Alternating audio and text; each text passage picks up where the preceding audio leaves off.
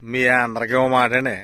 ఈ కూటమి పార్టీ వాళ్ళు అధికారంలోకి రాకముందు ఎన్నికల ముందప్పుడండి, అదిగో మేము విద్యుత్ నిరంతరం ఇచ్చేస్తాము, కరెంట్ ఛార్జీలు తగ్గిస్తాము, మేము నిరంతరం ఎప్పుడు కరెంటు వెలుగుతూనే ఉంటుందని చెప్పి ఎన్నికల ముందు ముందు పెద్ద పెద్ద బడా కబుర్లు చెప్పారండి. ఎన్నికలైపోయాక కూటమి పార్టీ అధికారంలోకి వచ్చాక పొద్దున కరెంటు తీసేస్తున్నారు, మధ్యాహ్నం కరెంటు తీసేస్తున్నారు, రాత్రి 2-3 గంటలు కూడా కరెంటు తీసేస్తున్నారు. కరెంటు తీర్థం పని మీదే ఉన్నారండి.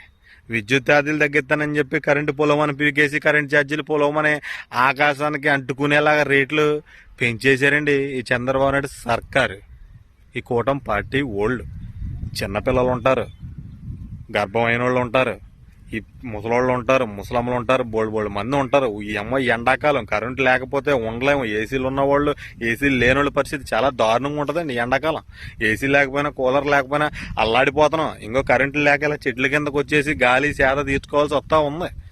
మీరు విద్యుత్ ఇస్తానని చెప్పి కరెంట్ ఛార్జీలు పెంచానని చెప్పి కరెంట్ ఛార్జీలు పెంచేసేసి ఎండాకాలంలో సరైన సమయంలో రాత్రి పగలంత తేడా లేకుండా కరెంట్లు బీకెత్తే ఎలా ఉంటుందండి?